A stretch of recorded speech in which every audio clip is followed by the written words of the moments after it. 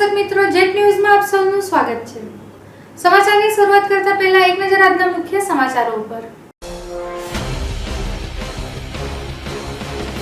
કચ્છીગામ સામૂહિક દુષ્કર્મના આરોપીઓ હજી પણ પોલીસ પકડથી દૂર। દમણ પોલીસ ક્રિકેટ રમવામાં મશગુલ। પ્રશાસને દમણની શાળામાં મધ્યાહન ભોજનની જવાબદારી હવે કોન્ટ્રાક્ટર ધોરણે આપવાનો નિર્ણય કર્યો। પારડી તાલુકામાં મામલતદાર અને પાલિકા સીઓની જગ્યાઓ ખાલી। મહત્વના બંને પદો ઇન્ચાર્જના ભરોસે। વાપીની ફિનોમિનલ હેલ્થકેરે પોતાના ખાતાધારકોને આપેલા ચેક બાઉન્સ થતા ખાતાધારકો વિફર્યા। હવે જોઈએ સમાચારો વિગતવાર। દમણ કચ્છીગામ ખાતે થયેલ ગેંગરેપ બાબતે દમણ સાંસદ અને દમણ ડીએમસી પ્રમુખે આપી પોતાની પ્રતિક્રિયા। નાની દમણ વિસ્તારના કચ્છીગામ ખાતે તાજેતરમાં જ એક યુવતી પર ગેંગરેપ કરવામાં આવ્યો હતો, ત્યારે આ કૃત્ય સમાજ માટે કલંકરૂપ હોવાથી તે માટેની જરૂરી કાર્યવાહી દમણ પોલીસ કરી રહી છે। કચ્છીગામ ખાતે થયેલ આ દુષ્કર્મના આરોપીઓ હજી પણ બેખોફ ખુલ્લેઆમ ફરી રહ્યા છે। તે આરોપીઓની ઓળખ થયેલ ન હોવાથી તેઓ પોલીસના સિકંજામાંથી દૂર છે। આ બનાવ બાદ એક પત્રકાર પરિષદ યોજી કોંગ્રેસ પ્રદેશ પ્રમુખ કેતન પટેલે આ મામલામાં સાંસદ લાલુ પટેલ પર આકરા પ્રહારો પણ કર્યા હતા। ત્યારે દમણ સાંસદ લાલુભાઈ પટેલે આ બાબતે પોતાની પ્રતિક્રિયા આપેલ છે અને સાથે જ ઘટનાના પગલે દમણ ડીએમસી પ્રમુખ અનિલ ટંડેલે પણ પોતાની પ્રતિક્રિયા આપી હતી। દમણ પોલીસ આ ઘટનાના આરોપીઓને જલ્દીથી પકડી તેઓની સમક્ષ કડક કાર્યવાહી કરે તેવી માંગ ઉઠી રહી છે। જે ઘટના થઈ છે અમે બી દુઃખી છે। આ નહીં થવું જોઈએ। આ બહુ દુઃખની વાત છે અમારા માટે। અમારું જૂનું ઘેર છે ને કચ્છીગામમાં, તે જગ્યાએ ત્યારે લખેલું પેપરમાં કે 200 કે 300 મીટર, મારું તો લગભગ કિલોમીટર થઈ જાય। અત્યારે મારું રેસિડન્ટ છે ત્યાં। તો મેં ખાલી અમસ્તો ફોન માર્યો સોહિલ જીવાણીને કે સાહેબ મારે કામ હતું, તો એમ કે તમારા ગામમાં જ છે। હું ક્યારે આવ્યા, શું કામ હતું? તો આ કંઈ બળાત્કારનો કેસ બન્યો છે એના માટે આવ્યા છે લાલુભાઈ। તમે મને જાણ કેમ નહીં કરી તમે? મેં કહું સાહેબ તપાસ કરજો, જે બી એને પકડો, અમે તમારી સાથે જ છે। અમારી બી ફરજ બને કે મારું દમણની નથી, અમારી જવાબદારી પૂરા દેશની છે। એમપીની ને અમારો પાર્લામેન્ટ એની જવાબદારી દેશની હોય છે, ભારત દેશની। અમારી દમણની નથી કે મારા ગામની નથી। મારા બધા જ માણસ દમણડીમાં જેટલા રેસિડન્ટ છે બધા જ મારા માણસ છે। એટલે અપેક્ષ જે કોંગ્રેસ પ્રમુખ કેતનભાઈ બોલેલા પેપરમાં આપ્યું કે એમના માણસ છે, મારી પાસે બધા જ માણસ મારા ગણતરીમાં કેતનભાઈ બી અમારા માણસમાં આવી જાય। અમે ગણતરી કરીએ ને તો એવા ગુંડાગીરીથી અમે નાબૂદ ગુંડાગીરી મારા પીઢીમાં તો જેવું ગુંડાગીરી નાબૂદ કરી, કરપ્શન નાબૂદ કર્યું, અમે ઘણું નાબૂદ કર્યું અમે। તો મેં તો પોલીસને આદેશ આપ્યો અમારા ડિપાર્ટમેન્ટને કે તમે જલ્દીમાં જલ્દી એની તપાસ કરો, એને પકડીને લાવો।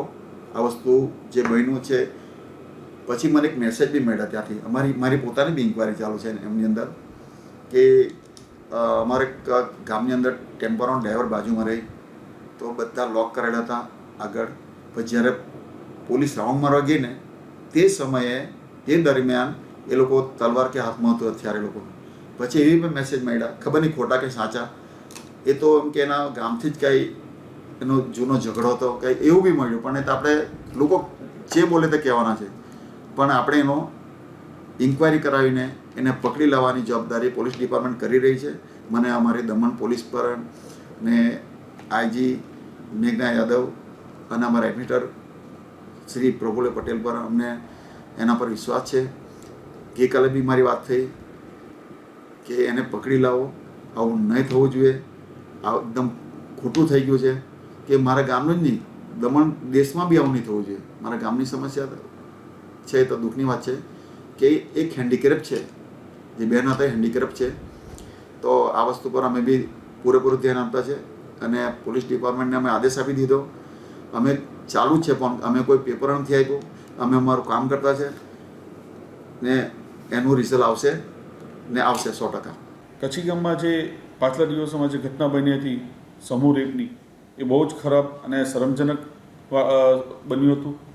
એના ઉપર હું દમણની પોલીસ અને પ્રશાસનને જરૂરથી આગ્રહ કરું કે વહેલે તકે એમને પકડી અને જેલના કોઠરીમાં નાખીને જેટલી મોટી સજા થાય એટલી ઓછી છે, વધારે સજા થાય એવી આપણે પોલીસ તંત્રને કહેવા માંગીએ છીએ। સાથે આ વિશે જો કોઈ પણ લોકોને કંઈ જાણકારી મળે કે આરોપી કોઈ ફરાર થયા છે અને મળી નથી રહ્યા, તો હું આગ્રહ કરું છું કે થોડી બી કોઈ હિન્ટ મળે તો જરૂરથી પોલીસને આપો તમે, તાકી એવા વેશી પણ જે કોઈ દમણ શહેરમાં ફરી રહ્યા છે, આવનારા દિવસોમાં આપણી પણ મા બેન રસ્તા ઉપર ફરતા હોય, એવા ઘટના પાછી નહીં બને, એવા લોકોને આપણે પકડીને જલ્દી પુલિસમાં આપવાનું છે.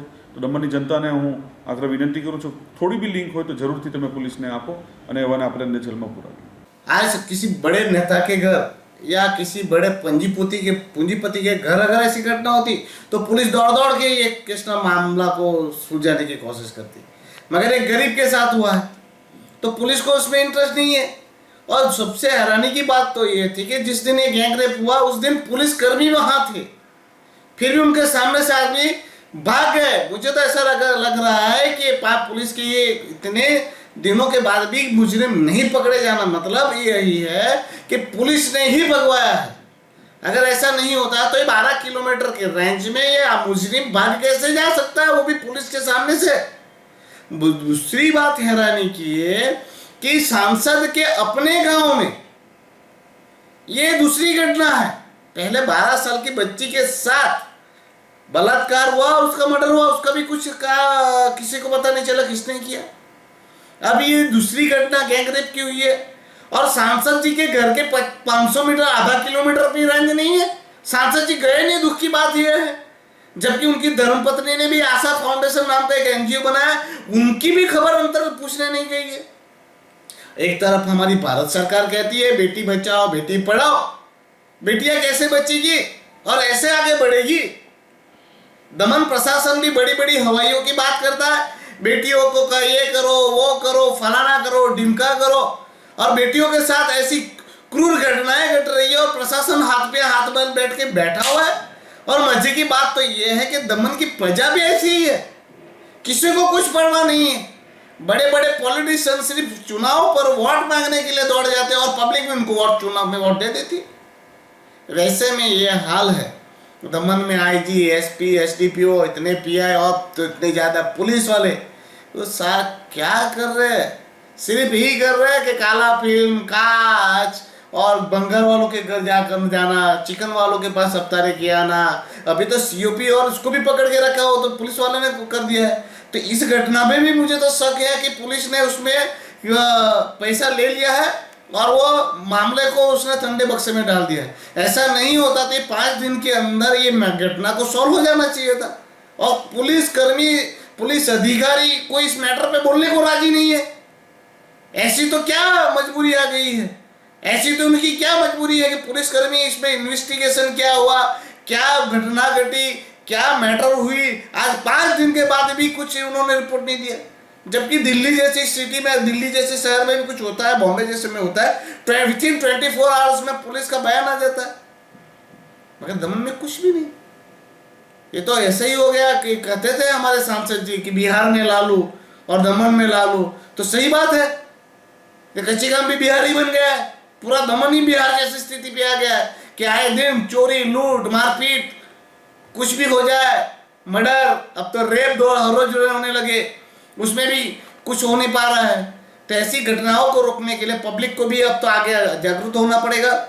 વાપીચલા ખાતે આવેલ ફિનોમિનલ હેલ્થકેર દ્વારા ખાતાધારકોને અપાયેલ ચેક બાઉન્સ થતા ખાતાધારકો અટવાયા.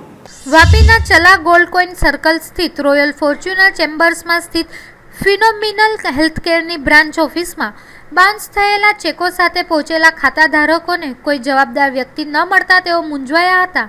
છેલ્લા ઘણા સમયથી ફિનોમિલને હેલ્થકેર લિમિટેડમાં વિવિધ સ્કીમ અંતર્ગત રોકાણ કરતા ખાતાધારકોને કંપની દ્વારા આપવામાં આવેલ ચેક બાઉન્સ થતાં ધારકોની ફિનોમિલ હેલ્થકેરની વાપી બ્રાન્ચ ખાતે ભીડ જોવા મળી હતી. જોકે ત્યાં પોતાને ક્લાર્ક જણાવતા એક વ્યક્તિ સિવાય કોઈ પણ જવાબદાર વ્યક્તિ ન મળતા તેઓ અટવાયા હતા. સાથે જ આગવું કર્મચારીઓથી ભરચક રહેતી આ બ્રાન્ચ ઓફિસમાં હવે માત્ર એક જ કર્મચારી સિવાય બીજી કોઈ પણ જવાબદાર કર્મચારી ન દેખાવાથી ખાતાધારકોમાં આ બ્રાન્ચ પૈસાની ઉચાપાત કરી નાસી જવાના અણસારો દેખાઈ રહ્યા છે.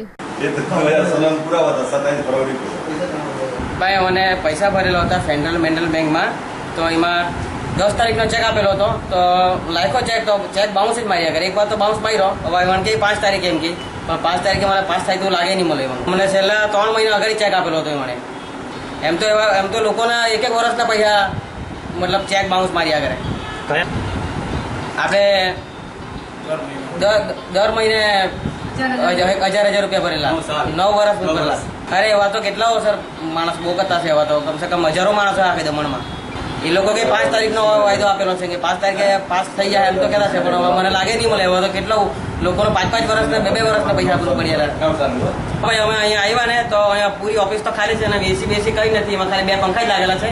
બીજું અહીંયા કઈ નહીં મળે. કોમ્પ્યુટર સ્ટાફના માણસ કોઈ નહીં મળે. એક માણસ કે ખાલી. મને તો એવું લાગે કે પૈસા મળે એવું લાગતું નથી. कंपनी का मेट्रो आपका मेट्रो भाई इन्हें पहले मैनेजर की दो भाई यही बैठता ही है कुछ नहीं मुझे मालूम. चेक बाउंस क्यों हो गया सबका कस्टमर का? वो कंपनी से बात करिए आप लोग हेड ऑफिस जाके.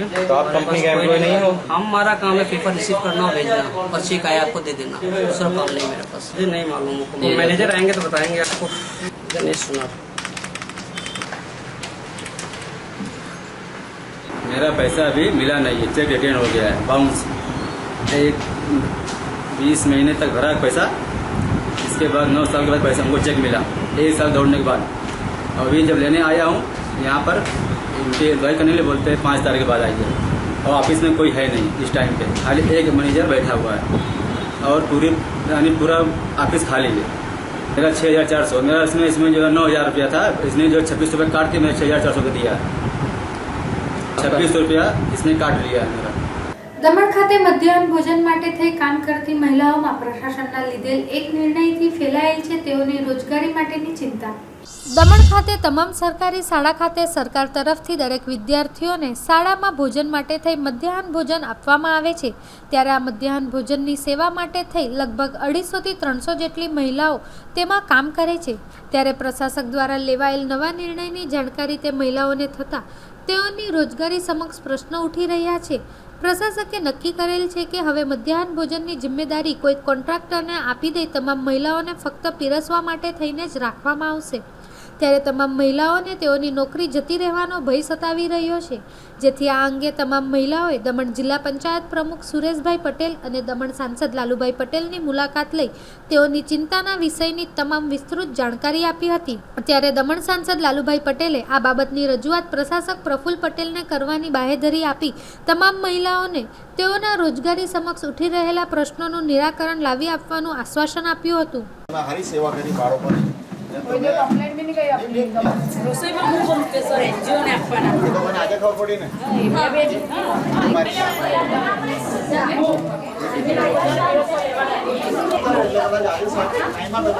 મિડ ડે મીલના માટે અમારું ટિફિન આવવાનું સમસ્યા હતી અને આશ્વાસન આપ્યું કે બંધ થવાનું નથી અને તમારે છે ને સર્વ જીઓ ના પડે એટલે અમારી સર્વિસ બંધ થઈ જવાની. એટલે એમપી સાહેબ બાદ તમે આવ્યા. એમપી સાહેબે કીધું કે તમે આશ્વાસન આપ્યું કે તમને કાઢવાના નથી, ખાલી તમારે તો સૌ કરવાનું છે. પણ અમારું એવું કારણ છે કે એનજીઓને શા માટે પણ અમારી શું ભૂલ છે રસોઈમાં? 230 છે અમે. સાંસદ સાહેબે કીધું કે તમને કાઢવા નથી ને હું ત્યાં લગીને બનતી કોશિશ કરીશ કે પ્રશાસકને મળીશ ને તમારો કંઈ નિકાલ કાઢીશ એમ. ખબર પડી હશે અને ડાયરેક્ટર છે ચીમનભાઈને બી બોલાવી લીધા છે. તો એમ કે બહેનોને બધા કાઢી મૂકવાના. જે રસોઈ બનાવતા હતા ગરમ ગરમ બનાવીને છોકરાઓને ખવડાવતા હતા દમણની અંદર કે દીવની અંદર, તો મેસેજ એવા મળ્યા સમાચાર કે કોઈ એનજીઓને આપવાના અને ડાયરેક્ટ પેકેટ બનાવવાના ટીનની અંદર ને પછી બાળકોને આપવાના. તો આ લોકો બધા ટેન્શનમાં અને ગભરાઈને મારી પાસે આવ્યા. મને ફોન કર્યો કે લાલુભાઈ ક્યાં છો? બધા મળવા માગે. મેં તાત્કાલિક આવ્યો છું, મારી ઓફિસમાં છું, બીજેપી ઓફિસ પર, એમપી ઓફિસ પર. તો એ લોકો આવી, એ લોકોને સમજાવ્યા. ચીમનભાઈને બોલાવ્યો ડાયરેક્ટરને બી એજ્યુકેશન. એને કીધું કે કાઢવાના નથી કોઈને, બધાને રાખવાના. પણ અમે જે બનાવતા હતા ને એની જગ્યાએ ડાયરેક્ટ ટીનમાં આવવાની, પેકેટ આવવાના, પેકેટ લોકો સર્વ કરવાના, વહેંચણી કરવાની. પણ તો એ લોકોની માંગણી એવી છે કે અમે જે 15 વર્ષ કે 17 વર્ષ થઈ ગયા જ્યારે મિડ ડે મીલ શરૂ થયેલી તે સમયના અમે છે. આ લોકો સેલેરી બી બહુ ઓછી હતી, 1000 રૂપિયા, 800 રૂપિયા, 700. પછી અમારી મહેનત કરી, એ લોકો રજૂઆત કરી, વારંવાર રજૂઆત કરાવતી. એ લોકોને આપણે 142, હજી બી 142 રૂપિયા ઓછા. કારણ કે બધી બહેનો આ બી છોકરી હતી. બેટી બચાવો બેટી પઢાઓ મારા પ્રધાનમંત્રી આદરણીય શ્રી નરેન્દ્રભાઈ મોદીના વિચાર છે, એમને આગળ વધાવીશું. હું નરેન્દ્રભાઈ અમારા પ્રધાનમંત્રીને બી જાણ કરીશ આ લોકોની સમસ્યા. કારણ કે કેટલી બહેનો કેટલી 232 જે હોય તે 200 કે 250 300 પણ તમને ન્યાય મળશે. આ તમારા માટે જ અમે કામ કરતા છે. અને અત્યારે આપણે એડમિનિસ્ટ્રેટર સાહેબ આવ્યા પ્રફુલ્લ પટેલ, એ બહુ જાણકારી છે. એ બી હોમ મિનિસ્ટર ચૂકેલા ગુજરાતની અંદર. ત્યારે નરેન્દ્રભાઈ જે તે સમય ચીફ મિનિસ્ટર હતા, મુખ્યમંત્રી હતા. સાહેબને જાણ કરી આજે મિટિંગમાં છે. આજે સમય આપે તો આજે નહીં તો આવતીકાલે મળવાનો ટાઈમ છે મંગળવારે, તમને સાથે લઈ જશું, રજૂઆત કરીશું ને તમારું સોલ્યુશન નીકળશે. પણ બાંહેધરી સાહેબ આપી છે અત્યારે કે ચીમન સરે કે તમને કાઢવાના નથી, ખાલી તમારે વહેંચણી કરવાની, બાળકોને સર્વ કરવાનું. આજે જોઈએ કાલે સાહેબે મિટિંગ કરીને શું રસ્તો નીકળે, બાકી તમને કાઢવાનું નથી એ સાહેબે કીધું. તમે ચિંતા ન કરતા, બાકી આપણે તમારે છે, કારણ કે તમે જવાની કે બધી બહેનો. પારડી એક ઐતિહાસિક તાલુકા કક્ષ હોવા છતાંય મામલતદાર અને ચીફ ઓફિસરની ત્યાં જગ્યા છે ખાલી.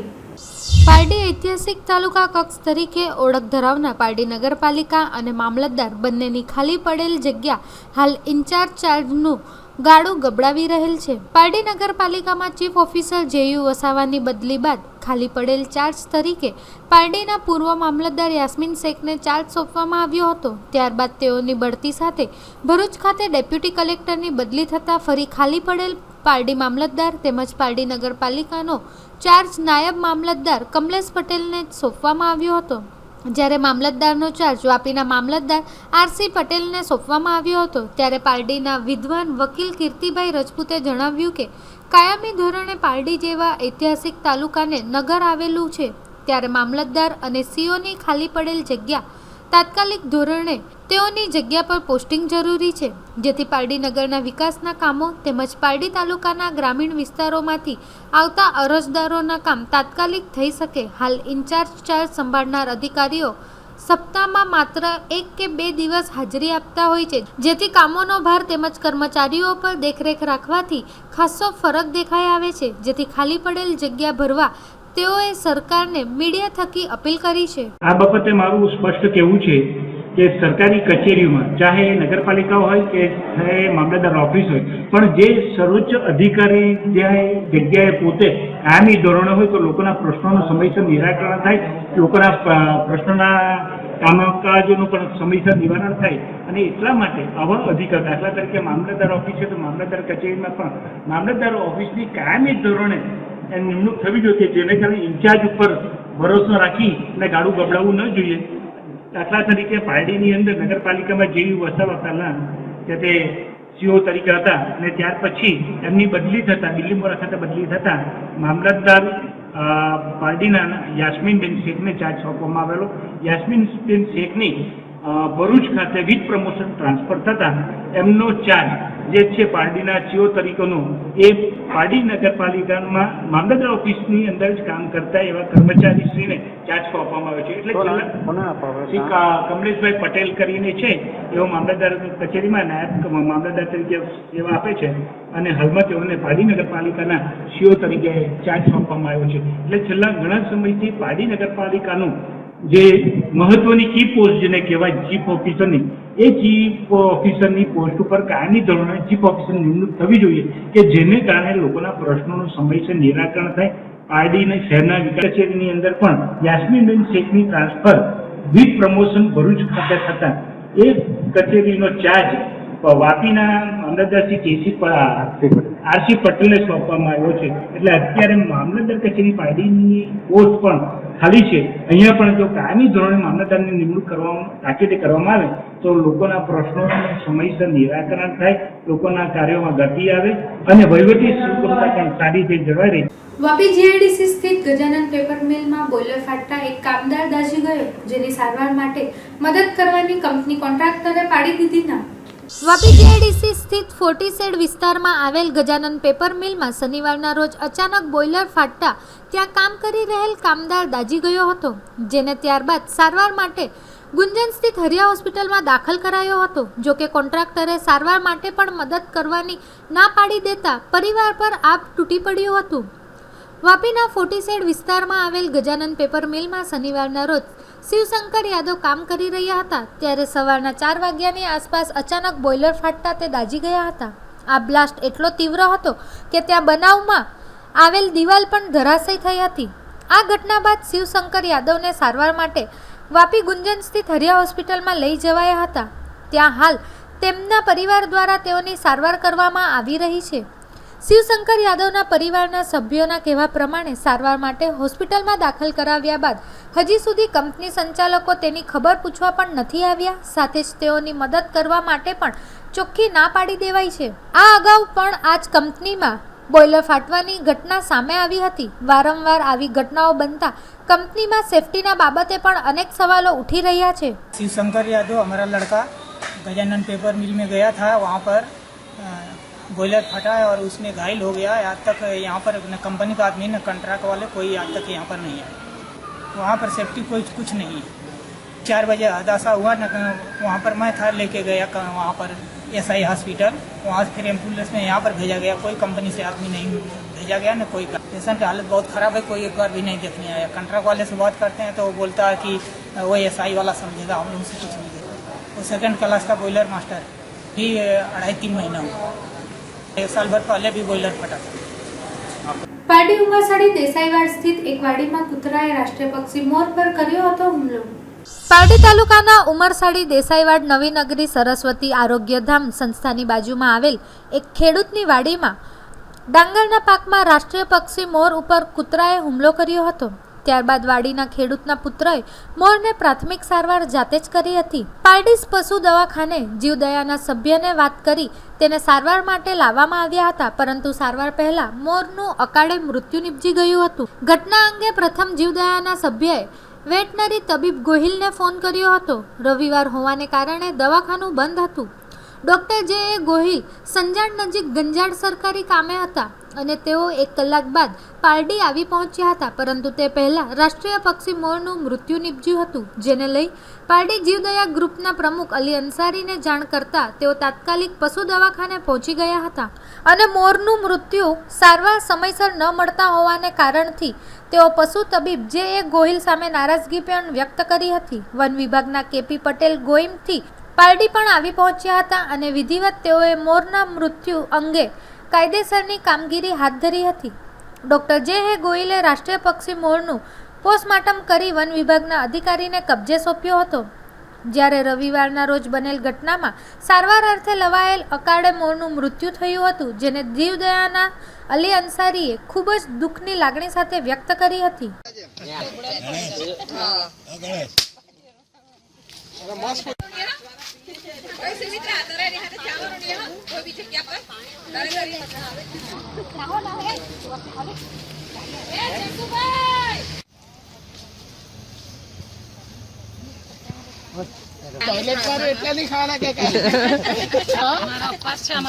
મોર છે ને આપણે ઉમરસાડી ખાતે કઈ માઇકીવાડામાં વાડીમાં કોઈ કૂતરા કોઈ આના પર અટેક કર્યો.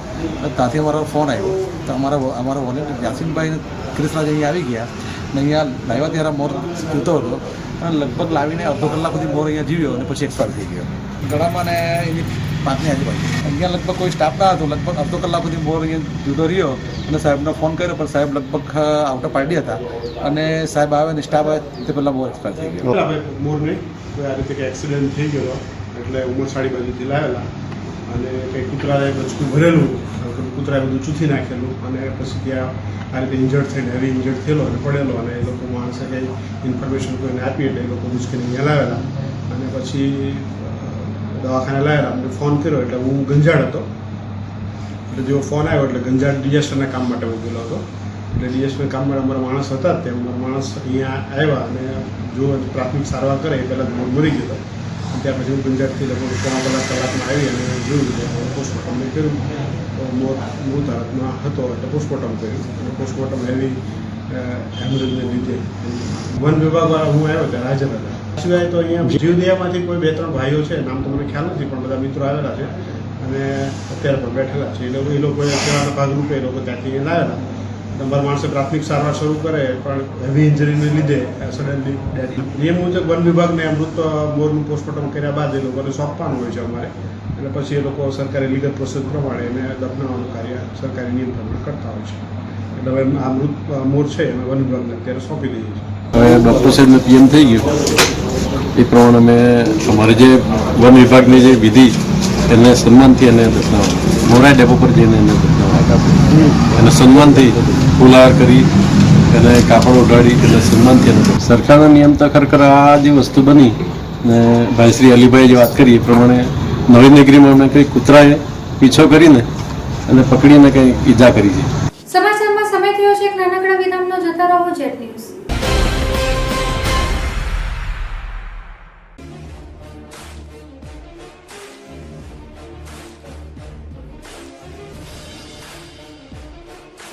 પારડીમાં પ્રથમ વખત એકમાત્ર ઇલેક્ટ્રોનિક શોપ જેમાં તમને મળશે સેકન્ડ સેલ્સ ભવ્ય છૂટ ધમાકા ઓફર સાથે ઇલેક્ટ્રિક આઇટમોમાં fridge, washing machine, micro oven, LED TV, AC વગેરે નવી વસ્તુ બજાર કરતાં સસ્તા ભાવે હવે સના સેલ્સ ઇલેક્ટ્રોનિક શોપમાંથી મળી રહેશે, જેમાં તમને મૂળ કિંમતમાંથી ₹15,000 થી 20,000 સુધીનો ફાયદો રહેશે.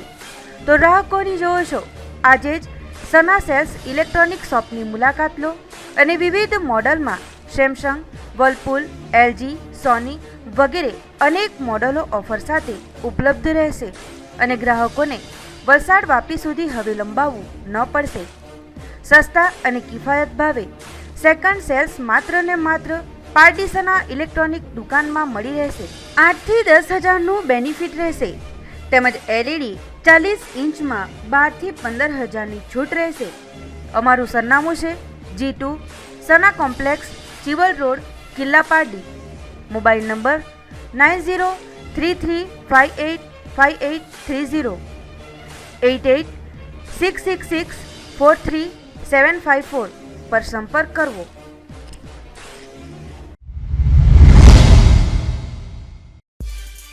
क्या आपके पास जमीन का टुकड़ा है? क्या आपको मालूम है आने वाले दिनों में जमीन का भाव क्या होने वाला है? अगर आपके पास जमीन का टुकड़ा नहीं हो तो बीकानेर ग्रुप आपका स्वागत करता है. यहाँ हर आदमी को प्लॉट के मालिक बनने का सपना साकार होगा. बीकानेर ग्रुप का सपना हर आदमी का घर हो अपना. गुजरात सरकार के जरिए सर सातलपुर पाटण में सुंदर रेसिडेंसी प्लॉट की साइज 12x36, कीमत 60,000. 2,000 की सरल किस्तों में इस प्लॉट के मालिक बने. गुजरात के पाटन जिले में आने वाली development company solar power plant, Maruti company plant, GIDC, नहर. तो आज ही बुकिंग करें.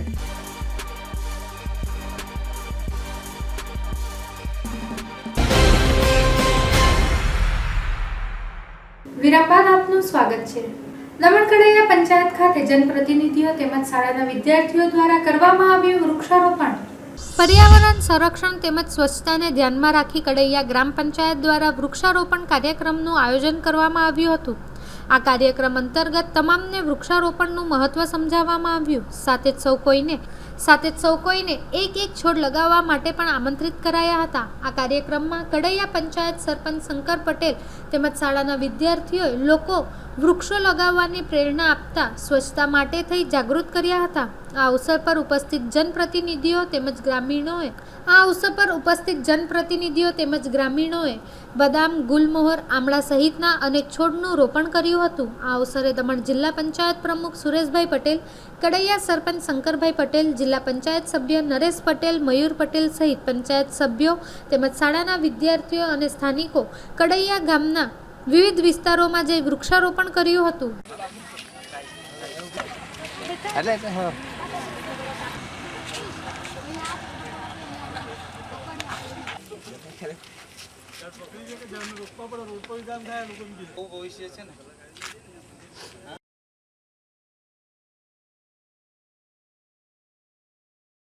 આજે અમારે ત્યાં કડૈયા પંચાયત દ્વારા કડૈયા પંચાયતના વોર્ડ નંબર 5ની અંદર વૃક્ષારોપણનું આયોજન કરવામાં આવ્યું છે અને એ માટે અમારા ગામના બાળકો તેમજ અમારા ગામના વડીલો અને અમારા ગામના લોકલાડીલા સરપંચ શંકરભાઈ પટેલ અને જિલ્લા પંચાયતના પ્રમુખ સુરેશભાઈ પટેલ આવીને હાજર રહ્યા અને અમારા બાળકો અને વડીલોને સાથ અને સહકાર આપ્યો છે. તેમજ અમારા કડૈયા પંચાયત દ્વારા અમારા લોકલાડીલા સરપંચ શંકરભાઈ પટેલ દ્વારા પ્રદેશના લોકોને 3 મેસેજ આપવામાં આવ્યા છે. પહેલો મેસેજ એ છે કે દરેક વિદ્યાર્થી ભાઈ બહેનોએ એક વૃક્ષ ભવિષ્યમાં અવશ્ય વાવવું જોઈએ. બીજો મેસેજ એ છે કે દરેક વિદ્યાર્થીએ પોતાના લાઈફમાં અભ્યાસ દરમિયાન નબળા વિદ્યાર્થીને સાથે લઈને ચાલવું જોઈએ. અને ત્રીજો મેસેજ એ છે કે દરેક વિદ્યાર્થી ભાઈ બહેનો હંમેશા કચરાપેટીમાં જ ફેંકે એવી આશા રાખું છું અને આ સ્વચ્છતા અભિયાનનું ખાસ ધ્યાન રહે એ માટે હું નવી જનરેશનને ખાસ આગ્રહ રાખું છું કે હંમેશા કચરાપેટીમાં જ નાખો. જય હિન્દ. મયુર પટેલનો એવો આગ્રહ હતો કે અમારે આ ગામની અંદર વૃક્ષારોપણ હોય કે સ્વચ્છતા અભિયાન હોય, સુકાભાઈ તમારે ગમે ત્યારે હાજરી આપવી પડશે. મેં કહ્યું મયુરભાઈ હું આવીશ ગમે ત્યારે. ને આ એક સારો મેસેજ છે. બધા જ ગામની અંદર ઝાડ વાવો તમે ઝાડ વાવવાનો ઉદ્દેશ્ય એ છે કે ગ્રીન ભારત ક્લીન ભારત અને ઝાડની અંદરથી આપણને ઓક્સિજન મળે છે, જીવવા માટે એક સારું ઓક્સિજન મળે. એટલે આ વૃક્ષારોપણ હરેક નાના બચ્ચાઓને કહું છું કે એક ઝાડ આપણે એના માટે એક વાવવું જોઈએ ને એ બચ્ચાઓ મોટા થશે એ બી એવો ઉદ્દેશ્ય લઈને આવવું જોઈએ કે એણે બી એના નવું ભવિષ્યને એમ કહેવું જોઈએ કે એક ઝાડ વાવો. એટલે આ એક પ્રધાનમંત્રીની બી યોજના છે ક્લીન ભારત ગ્રીન ભારત. એટલે આ મયુર પટેલનો એક સારો ઉદ્દેશ્ય છે ને એમાં અમે સહભાગી રહીશું હંમેશા માટે. કોઈ પણ આજે વૃક્ષારોપણ હોય કે ગામની પ્રગતિ હોય કે બીજું કોઈ પણ પ્રોગ્રામ હશે તો હું હાજર રહીશ ને મારાથી જે થશે એ બનતી કોશિશ કરીશ અને હું હંમેશા મયુરભાઈ તમારા સાથે જ છું. પારડીનગર ખાતે દિવાળીના ગણતરીના દિવસોમાં ફટાકડાની ગ્રાહકીમાં જોવા મળી રહ્યો છે મંદીનો માહોલ. પારડીનગરમાં દિવાળીના ગણતરીના દિવસો બાકી રહ્યા છે ત્યારે પારડીનગરમાં તળાવની પાળે લગાવવામાં આવેલ ફટાકડાના સ્ટોલના વેપારીઓ ગરાકીમાં મંદીનો માહોલ છવાઈ રહ્યો છે. ત્યારે દિવાળીના 2-3 દિવસ પહેલા ગરાકી રહેશે હોવાનું જણાવી રહ્યા છે. બીજી તરફ આ વર્ષે ફટાકડાનું લાયસન્સ મેળવનાર માલિકે કાયદાનું ચુસ્ત પાલન કરવાનું છે, જેમાં ચાઇનીઝ ફટાકડા પર પ્રતિબંધ મૂકવામાં આવ્યો છે. તેમજ દરેક ફટાકડાના સ્ટોલ માટે થઈ વેપારીઓએ લાયસન્સ પણ મેળવવાનું હોય છે. ફાયરની સેફટીમાં દરેક વેપારીઓએ અગ્નિશાસક બોટલ રાખવી જરૂરી છે, જેથી કરીને કોઈ ઘટના બને તો તાત્કાલિક તેનો ઉપયોગ થઈ શકે. હાલમાં ફટાકડામાં અવનવી વેરાયટીઓ બજારમાં આવી રહી છે. લગભગ દિવાળીના 2 દિવસ પહેલાં ગરાકી ખુલે છે. એ 2 થી 3 દિવસ જ ગરાકી રહી છે દિવાળીમાં. દેખાતો માહોલ હજુ તો નથી દેખાતો, પણ દિવાળીના 2-3 દિવસ પહેલાં જ માહોલ બનાવી દર વર્ષનું જેવું જ થાય છે. ને આખા તારીખ બી છે એટલે મતલબમાં દિવાળીની 1-2 દિવસ પહેલાં જ ગરાકી જામશે. નહીં એ તો પ્રતિબંધ છે, અમે લાવતા બી નથી ને વેચતા બી નથી. અમે મતલબમાં લાવતા જ નથી. મતલબમાં નુકસાન થાય છે ને આપણે મતલબમાં આપણે જે ઇન્ડિયાની બનાવટ છે તેને લોકો વાપરે તો સારું ને, બરાબર ને. ચાઇનીઝ ફટાકડા મતલબ કે થોડાક રિક્સી હોય છે, ફૂટવામાં એમ તેમ રિક્સ થોડું હોય છે. એના માટે મતલબ આપણે ઇન્ડિયાના ફટાકડા બધા વાપરે સારું ને આપણા પૈસા આપણા ઇન્ડિયામાં જ રહીને કમસે કમ. લાયસન્સ અહીંયા સ્ટોલ બધા જે છે બધા લાયસન્સવાળા જ છે, મતલબમાં કોઈ લાયસન્સ વગરના નથી. મતલબમાં ટોટલ લાયસન્સવાળા છે. સેવા તો લોકો બધા નગરપાલિકા આપે છે, ફાયર બ્રિગેડને બધું સેવા લોકો બધી મૂકી દે. મોટી દમણ સ્થિત શ્રી ફૂડ કોર્નર સુપરમાર્કેટના સંચાલકો દ્વારા રક્તદાન શિબિરનું કરવામાં આવ્યું હતું આયોજન. મોટી દમણ ડીએમસી માર્કેટની સામે આવેલ શ્રી ફૂડ કોર્નર સુપરમાર્કેટ પાસે શ્રી ફૂડ કોર્નર દ્વારા રક્તદાન શિબિરનું આયોજન રવિવારના રોજ કરવામાં આવ્યું હતું. સવારે 9 વાગ્યાથી બપોરે 2 વાગ્યા સુધી કાર્યરત આ રક્તદાન શિબિરમાં લોકોએ ઉત્સાહભેર રક્તદાન કર્યું હતું. આ અવસરે શ્રી ફૂડ કોર્નર સુપરમાર્કેટના સંચાલક અશોક રાણા હર્ષ રાણાએ પોતે રક્તદાન કરી લોકોને રક્તદાન કરવા માટે પ્રેરિત કર્યા હતા. આ રક્તદાન શિબિરમાં મરવડ હોસ્પિટલ બ્લડ બેંકની ટીમે પોતાનો સહયોગ આપ્યો હતો. આ રક્તદાન શિબિરમાં 29 યુનિટ રક્ત એકત્રિત કરવામાં આવ્યું હતું. અહીં રક્તદાન કરવા આવેલ લોકોને જલપાન પણ કરાવવામાં આવ્યું હતું. એક સામાજિક જિમ્મેદારીના સ્વરૂપે શ્રી ફૂડ કોર્નર સુપરમાર્કેટના સંચાલકો દ્વારા આ રક્તદાન શિબિરનું આયોજન કરી સેવાકીય કાર્ય કરવામાં આવ્યું હતું. Down soap for 28 rupees check 99 rupees.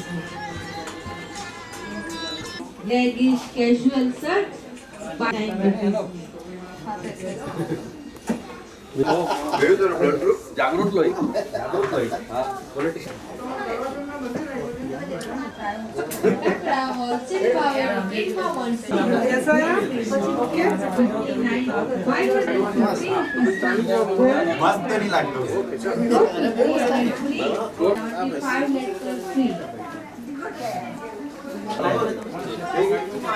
ત્રેવીસ ઓક્ટોબરે શ્રી ફૂડ કોર્નર સુપરમાર્કેટમાં બ્લડ ડોનેશન કેમ્પનું આયોજન કરેલું છે. આપણે એના પછાડીનો તાત્પર્ય એક જ છે કે બ્લડ ડોનેશન એટલે એક બહુ મોટી સેવા કહેવાય સમાજ માટે, પોતા માટે અને બીજા લોકો માટે. આપણે બ્લડ ડોનેશન ખાલી બીજા લોકોને જ મદદ કરે એવું નથી, એ આપણે બધાને પોતાની બોડીને બી બહુ ઇફેક્ટ કરે. જેમ આપણે આપણી ગાડી સર્વિસ કરાવ્યા કરીએ તે જ રીતે નવું ઓઇલિંગ ને એ રીતે કરીએ તે જ રીતે આપણી બોડીને બી સર્વિસિંગની જરૂર હોય. તો બ્લડ ડોનેશન કરવાથી આપણા બોડીનું જે લોહી છે તે જૂનું લોહી બહાર કાઢીને નવું લોહી આપણા બોડીમાં બોડી ઓટોમેટિક લાવે. અને અમે આ રીતનું બ્લડ ડોનેશન અમે પોતે તો કરતા જ રહીએ છીએ ને આ વખતે પહેલી વખત અમે અમારા કસ્ટમર ને દમણના લોકો માટે આ બ્લડ ડોનેશનનું કેમ્પનું આયોજન કરેલું છે. તો આનું એડવાન્ટેજ બધાએ જ લેવાનું એવું મેં માનતો છું. આજે અમે સ્ટાર્ટિંગમાં જ્યારે ચાલુ કરેલું ત્યારે 30 બોટલનું અમે ટાર્ગેટ રાખીને ચાલતા હતા, પણ હવે જે રીતનું કસ્ટમરનો રિસ્પોન્સ જોઈને અમને એવું લાગે છે કે લોકોમાં હવે જાગૃતતા વધી ગઈ છે ને અમે અમારું ટાર્ગેટથી બહુ આગળ પહોંચી જશું. પારડી ખાતે પોલીસ લોકરક્ષક લેખિત પરીક્ષામાં 2760 માંથી 1925 યુવાન યુવતીઓએ આપી હતી પરીક્ષા. ગુજરાત રાજ્યમાં પોલીસ લોકરક્ષક ભરતી લેખિત પરીક્ષા લાખો પરીક્ષાર્થીઓએ પરીક્ષા આપવા આવ્યા હતા. વિવિધ શહેર ગ્રામીણ વિસ્તારમાંથી તેઓ અહીં આવ્યા હતા, જેમાં રવિવારના રોજ Pardi DCO high school, JP Pardiwala college, Bhaskar Dhruti school, Pardi Poniya school, Udvada Bhagini Samaj school અને બગવાડા સ્કૂલ મળી 6 સેન્ટરોમાં સુરત, નવસારી, બિલ્લીમોરા વગેરે શહેરોમાંથી પરીક્ષા આપવા વિદ્યાર્થીઓ આવ્યા હતા. કુલ 2760 પરીક્ષાર્થીઓમાંથી 1925 યુવાન યુવતીઓએ લોકરક્ષક લેખિત પરીક્ષા આપી હતી, જ્યારે આ પરીક્ષામાં 835 પરીક્ષાર્થીઓ ગેરહાજર રહ્યા હતા. અનિશ્ચિત બનાવ ન બને તે માટે પારડી પોલીસ મથકના PSI PH9 તેમજ RM સંગાડાની ટીમે ખડે પગે અહીં સેવા બજાવી હતી. પારડી વિવિધ સેન્ટરોમાં SP પ્રેમવીરસિંહ યાદવે વિઝિટ પણ લીધી હતી. 12 થી 1 વાગ્યાના સમયગાળા દરમિયાન શાંતિપૂર્ણ માહોલમાં પરીક્ષા સંપન્ન થઈ હતી.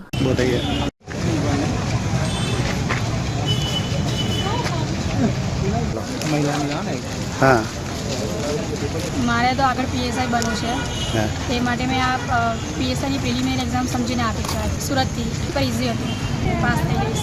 પોલીસની લોકરક્ષક ભરતી બોર્ડ દ્વારા લોકરક્ષક ભરતી માટેની લેખિત પરીક્ષાનું આયોજન બોર્ડ દ્વારા થયેલું.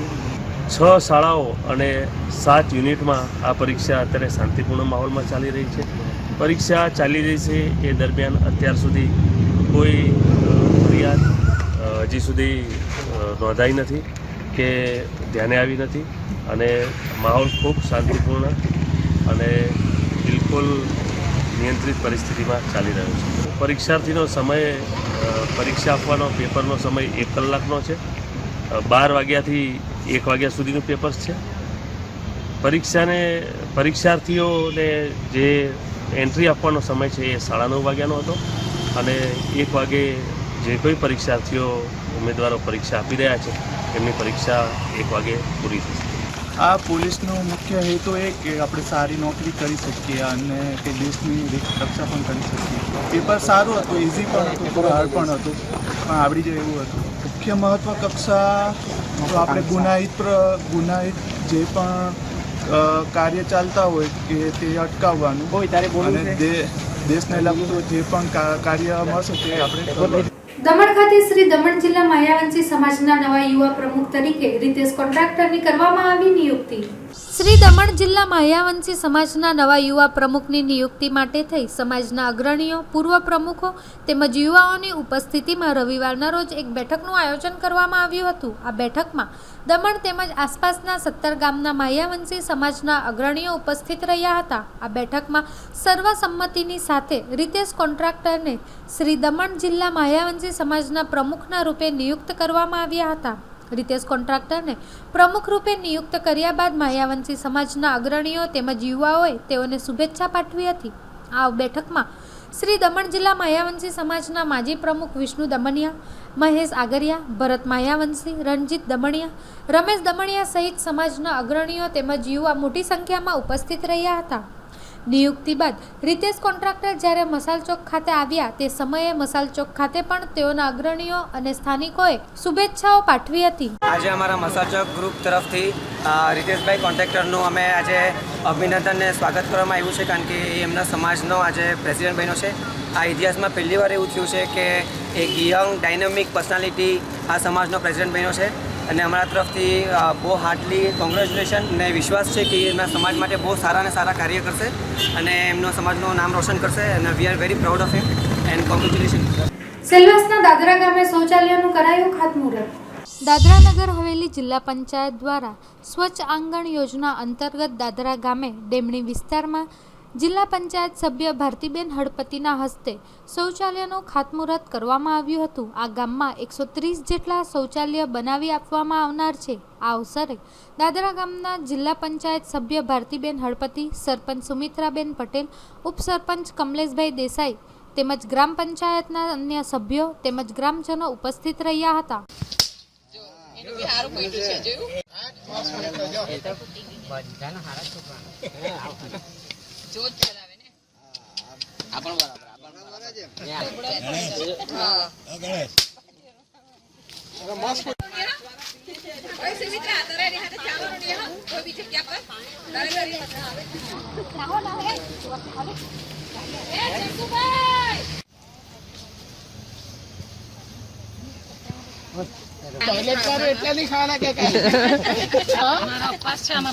આજે દાદરા દેમણી ખાતે ટોયલેટનું ઉદ્ઘાટન કરવામાં આવ્યું છે. આ એક સ્કીમ છે, એમાં 123 ટોયલેટ પાસ થયા છે. એ ગરીબ આદિવાસીને આપણે બનાવી આપવાના, જેના ઘરમાં એ ટોયલેટ નહીં હશે તેને.